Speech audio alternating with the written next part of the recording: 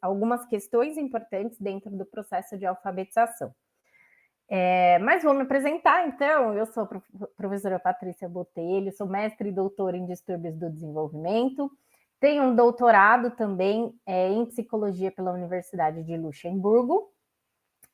Atualmente estou no pós-doc e tenho me especializado, né, tenho estudado muito o processo de alfabetização. Sou autora do teste TENA, que é um teste de nomeação automática, que é uma habilidade preditora para o processo de alfabetização. Então, desde a educação infantil até o processo de consolidação da alfabetização, tenho estudado há bons anos, né, longos anos, sobre o que os estudos científicos têm mostrado com relação a esse tema. Mas gostaria de começar, então, a nossa discussão pensando o que é alfabetização. Então, é fácil falar, olha, eu quero uma criança alfabetizada. Mas quando a escola cobra isso, né, ou quando é cobrado de alguma forma da escola, é importante pensar o que é que eu espero da minha criança. Para eu pensar o que eu espero da minha criança, eu preciso entender o que é alfabetização, tá?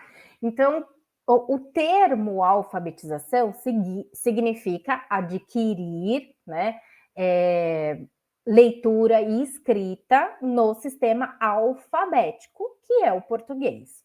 Então, o português usa o alfabeto, o código do alfabeto, para representar a fala.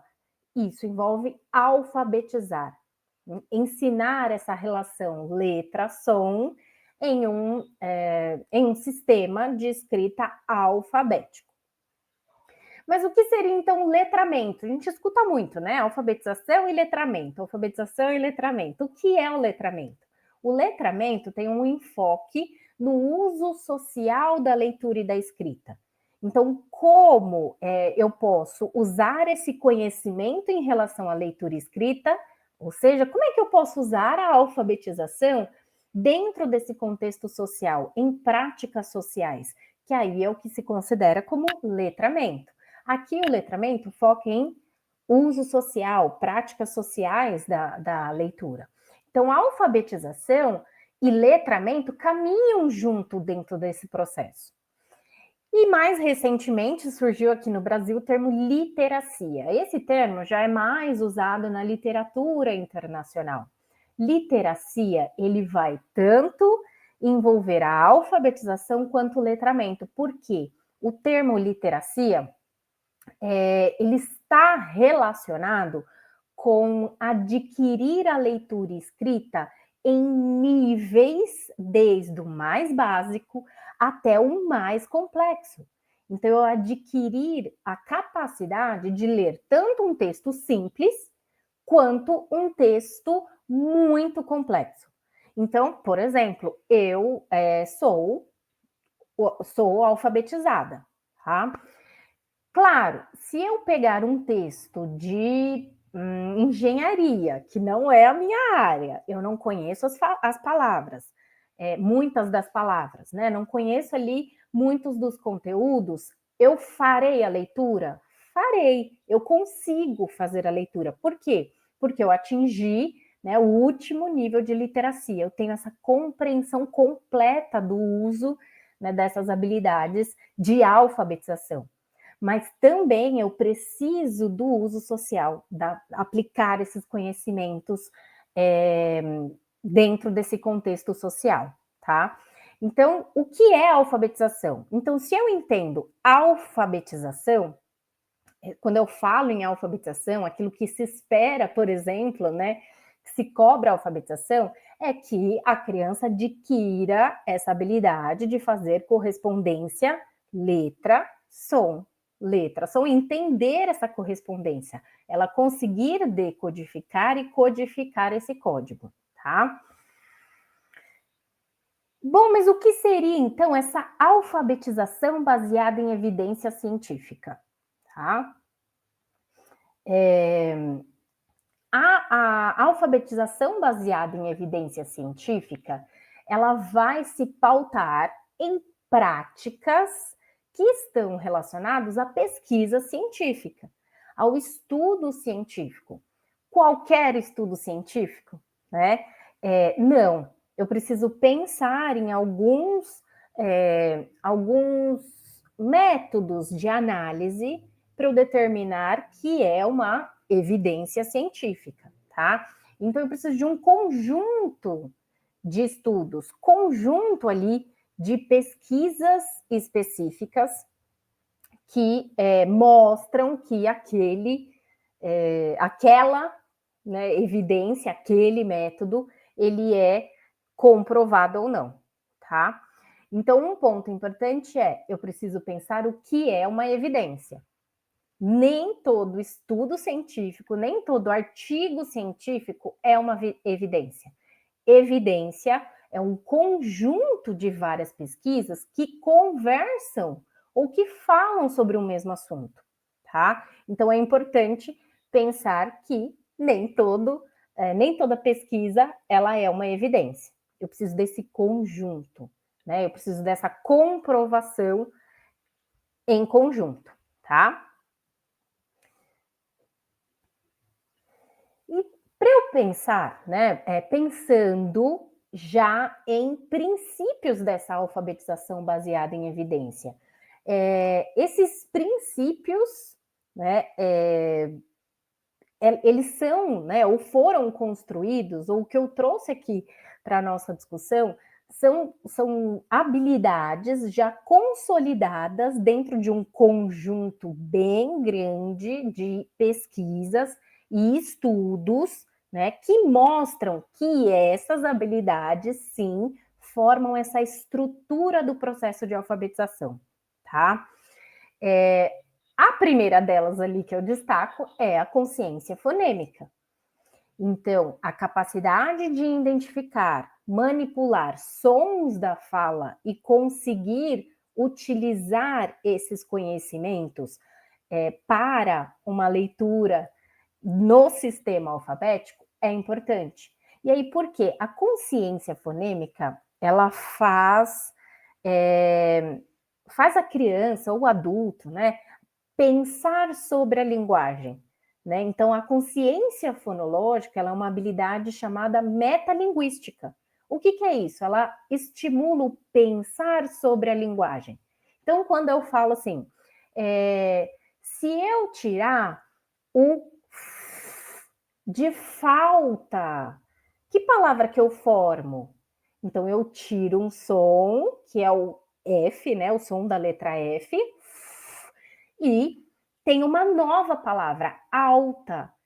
Olha só, eu começo a colocar ou a ensinar, a estimular que a criança pense sobre as palavras, pense sobre a linguagem.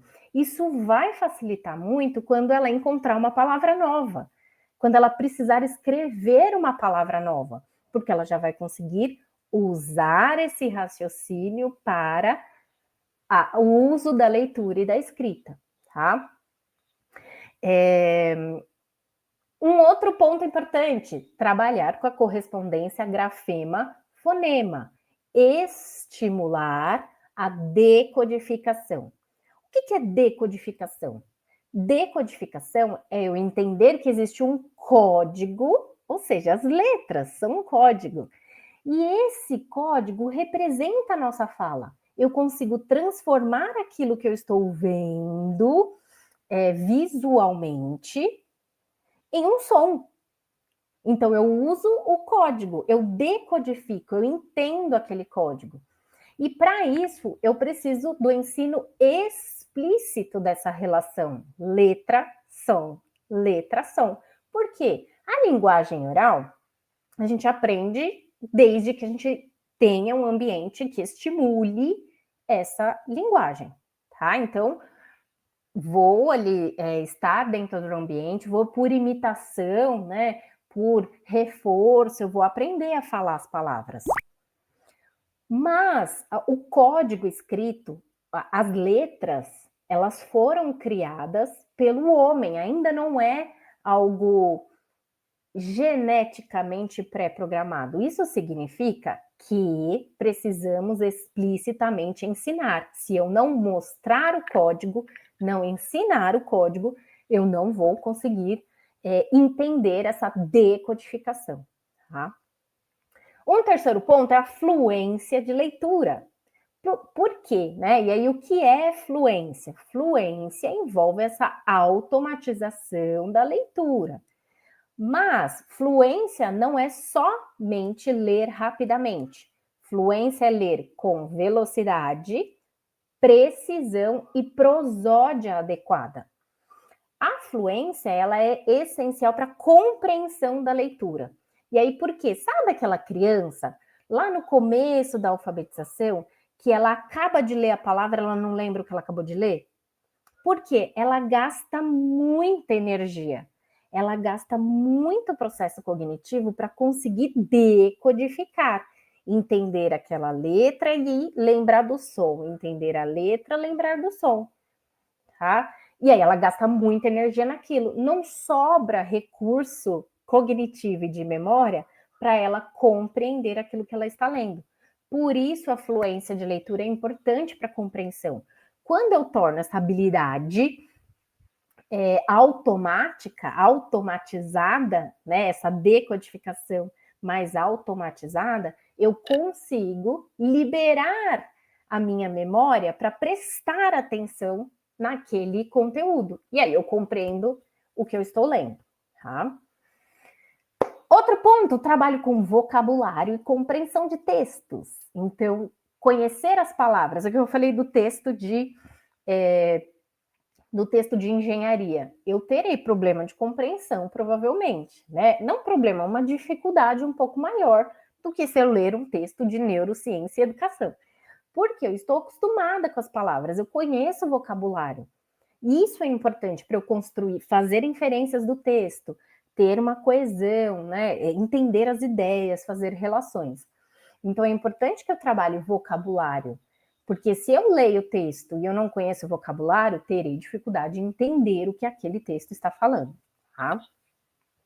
Depois temos a instrução sistemática e explícita, que é o que eu falei de eu preciso explicar explicitamente, tá? O que é a letra, o que é aquele som, como eu junto, eu preciso estimular essa habilidade, tá? E por fim, a prática guiada e feedback corretivo. O que isso significa? Essa prática guiada envolve o praticar junto com o aluno. Eu vou falar um pouquinho disso lá no TEA, mas eu dou o modelo, eu guio, eu sirvo como um guia. Então, primeiro eu faço, depois nós fazemos e por último você faz sozinho. Isso envolve essa prática guiada. Eu atuo como um guia, eu acompanho, né, esse processo de aprendizado, tá? E aqui eu trouxe para vocês o arco-íris da leitura. Não sei, a maioria das pessoas não conhece o arco-íris da leitura, mas ele é um documento, né, desenvolvido pelo Banco Mundial, com vários outros profissionais especialistas, tá? E esse arco-íris da leitura, ele vai mostrar exatamente o que a ciência tem discutido de o que forma a base do aprendizado da alfabetização, tá? Quais são os processos que precisam ser trabalhados e ele vai descrever em que momento eu devo trabalhar cada processo. Tá? Por quê? Porque sim, eu tenho ali, porque o arco-íris, né? Eu tenho a base de uma habilidade que vai construir, né, o conhecimento necessário para atingir a última habilidade, que é compreensão de textos, leitura e compreensão de textos, tá? Então, um ponto importante ao longo do ano letivo, eu preciso equilibrar, eu preciso trabalhar com esse processo, né, de começo, meio e fim. Eu não posso começar o processo de alfabetização por compreender textos. Porque compreender textos é uma habilidade muito complexa, que vai depender das habilidades anteriores. Então, antes de eu compreender textos, eu preciso trabalhar com a linguagem oral. Depois, o ouvir os sons das palavras, o relacionar sons a palavras, compreender o princípio alfabético, reconhecer palavras, ler frases e depois compreender textos, tá? Então é importante pensar que, e aí por que eu gosto do arco-íris da leitura? Ele traz esse planejamento anual. Então o que eu trabalho no primeiro ano? Percebe que o primeiro, segundo e terceiro ano, o ano inteiro eu trabalho com a linguagem oral. Eu trabalho com consciência fonológica, eu trabalho com vocabulário, eu trabalho com várias habilidades ali, tanto no primeiro, quanto no segundo, quanto no terceiro, envolvendo a linguagem oral. Mas, por exemplo, ali, ouvir os sons das palavras. Eu trabalho mais ou menos ali no segundo bimestre, eu vou entrar com essas habilidades. Então, esse arco-íris da leitura vai disponibilizar, né, também um direcionamento de como, né, quais habilidades eu posso ir trabalhando, desse processo que é a alfabetização, tá? E aí, por quê? Porque sim, a alfabetização, a leitura, né, fluente, a leitura hábil, ela depende de um conjunto entrelaçado de habilidades.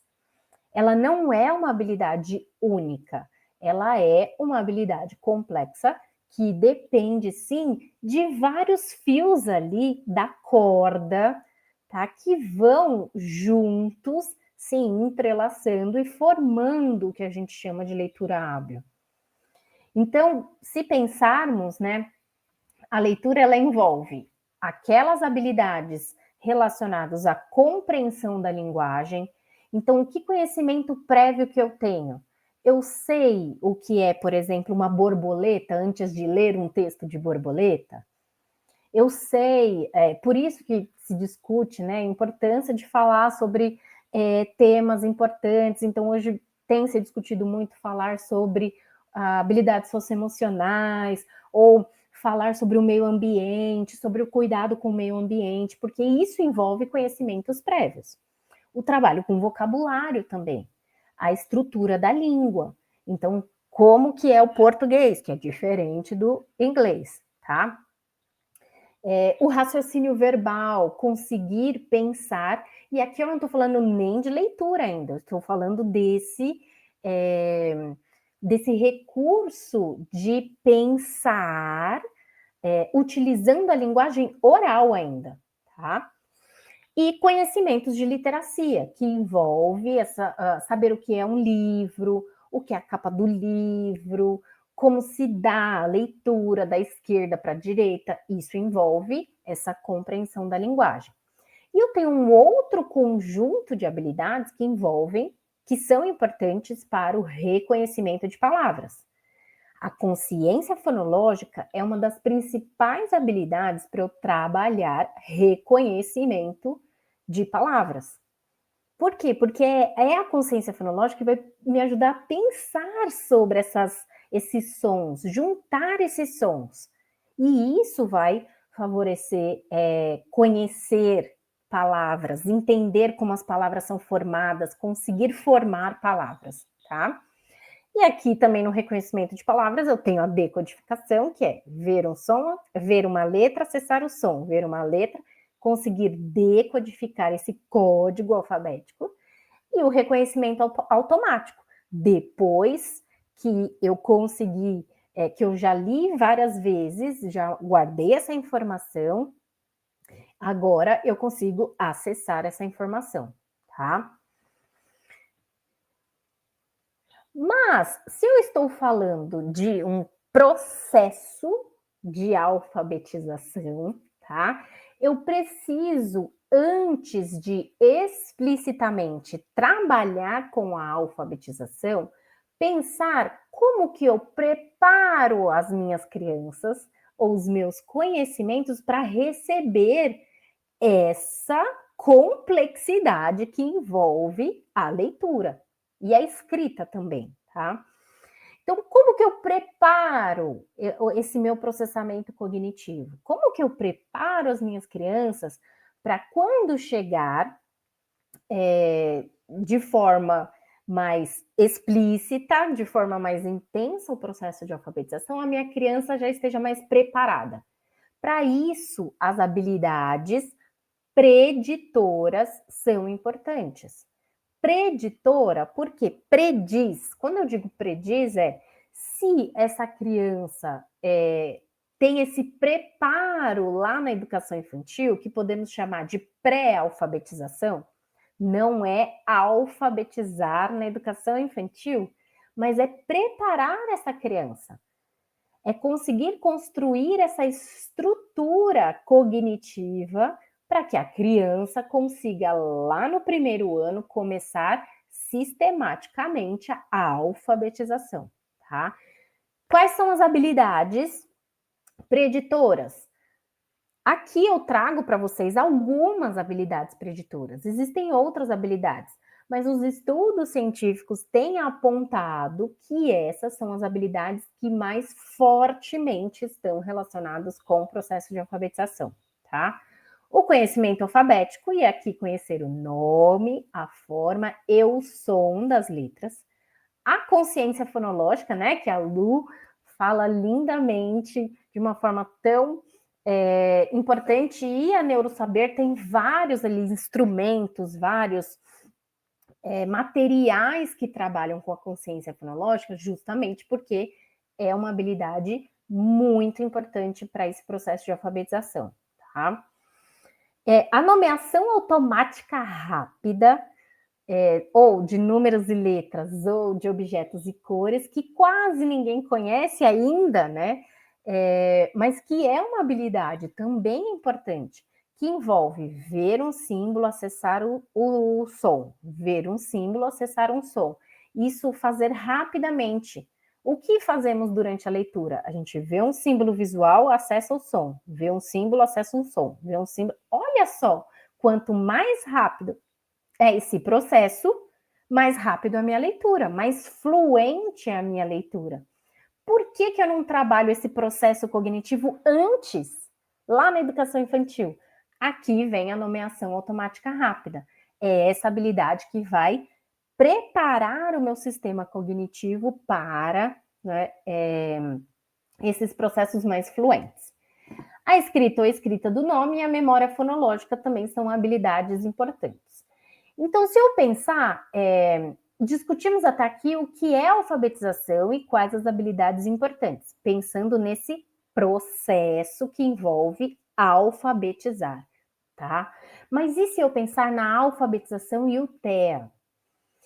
Um ponto importante é que quando eu penso em alfabetização no TEA, eu preciso pensar em um processo individualizado. Não existe uma receita de bolo para alfabetização e TEA. Claro, existem ali, existe algumas indicações do que funciona, com certeza, tá? Mas eu preciso pensar quem é a minha criança com TEA. Então, é um processo individualizado. Eu preciso pensar o que esse processo, né, o que essas dicas servem ou não servem para o meu caso em específico, tá? E aí, se eu pensar no TEA, o TEA é um transtorno do neurodesenvolvimento, junto com esses outros transtornos, tá? E o que envolvem as dificuldades do TEA?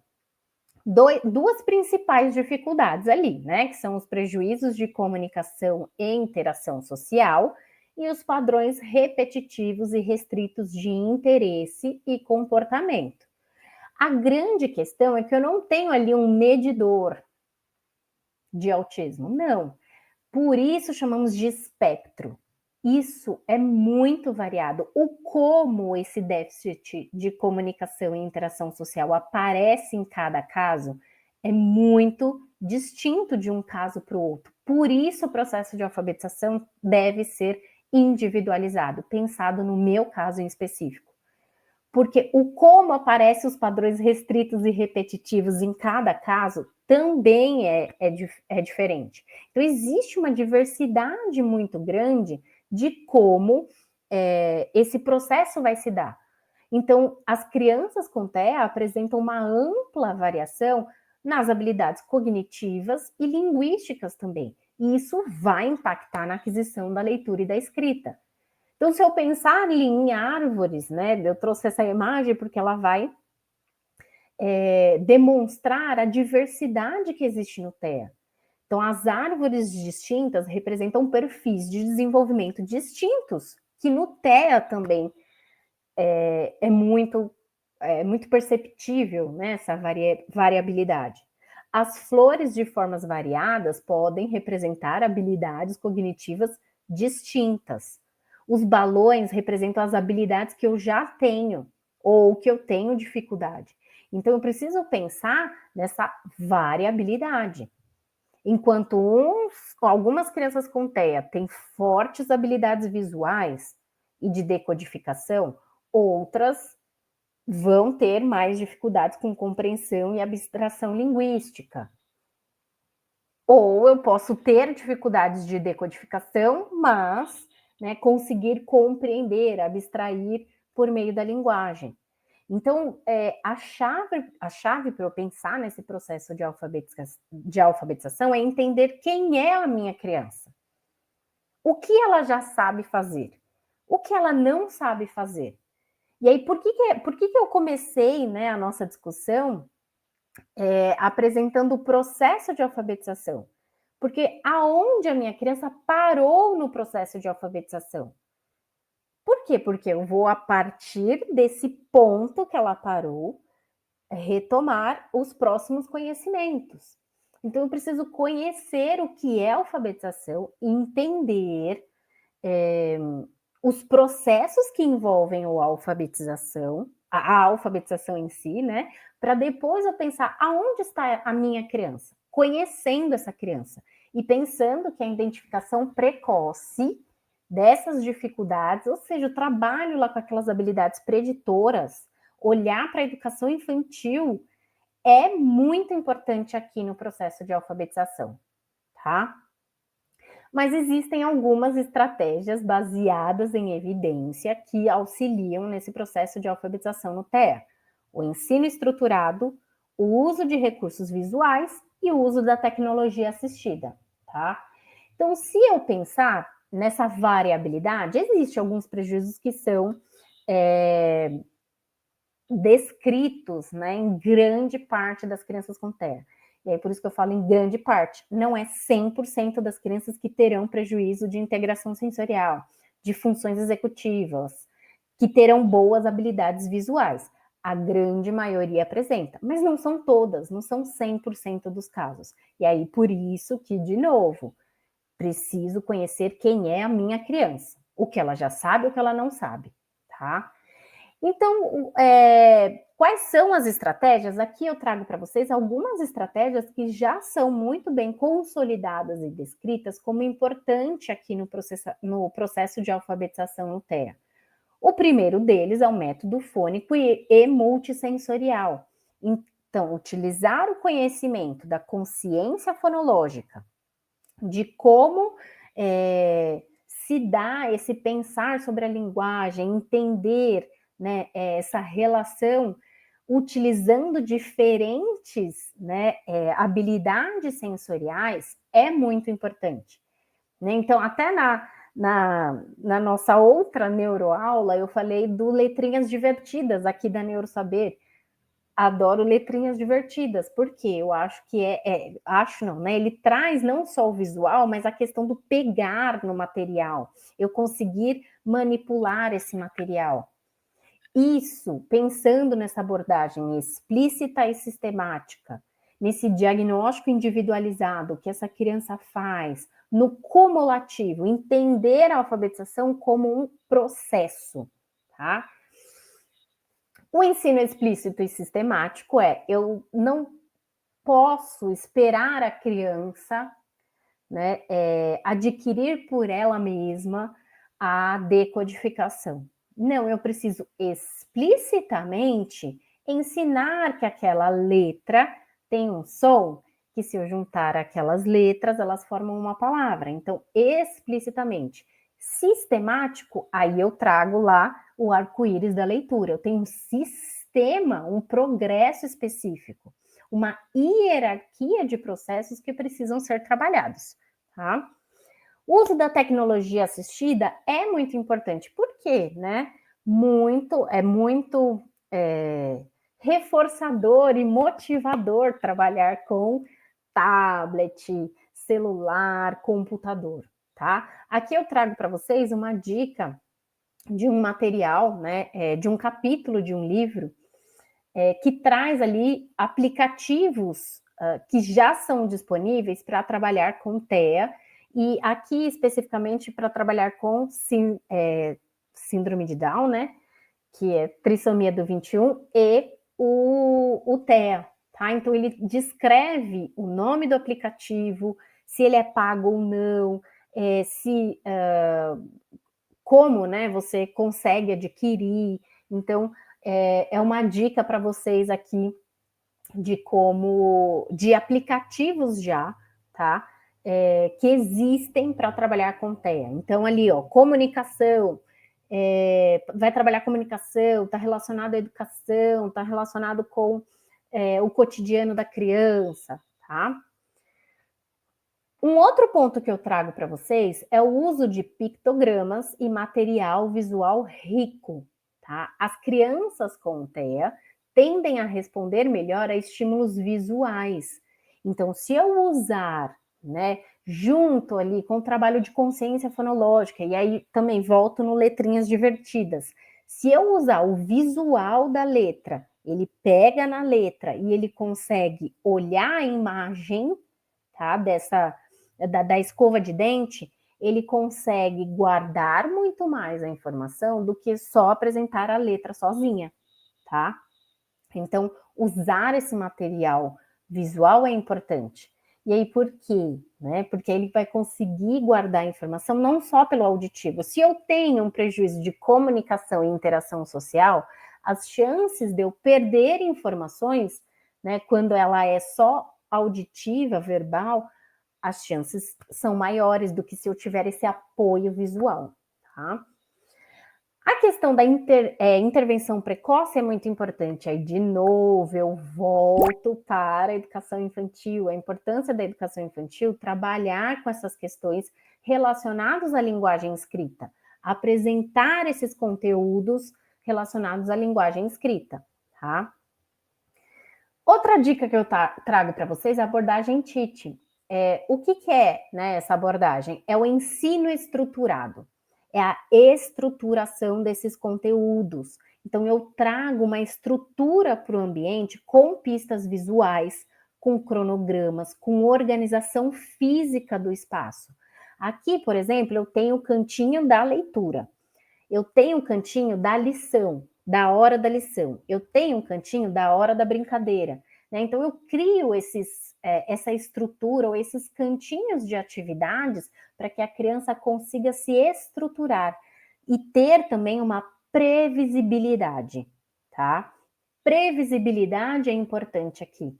Eu dou para essa criança a oportunidade dela entender, né, o processo de alfabetização, tá?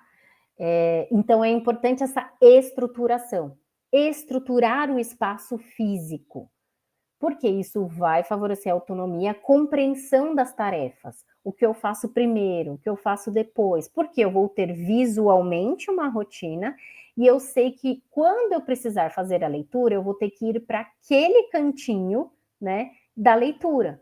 Então isso favorece também. Tá? Então, o TIT é esse ambiente organizado, o ensino estruturado e esse trabalho com a previsibilidade. Isso vai diminuir comportamentos negativos que eu quero ali, de alguma forma, tirar desse comportamento. Eu posso fazer e devo fazer uso de agenda de imagens, por exemplo. Aqui no processo de alfabetização, eu posso fazer uma agenda minha agenda da alfabetização. Então, visualmente, eu posso fazer atividades, eu posso tirar fotos daquela atividade e ir colando na minha agenda. E aí, todo dia, ou pelo menos uma vez na semana, eu retomo a minha agenda, eu olho para essa agenda, eu vou reforçando o meu conteúdo, tá? Isso é importante.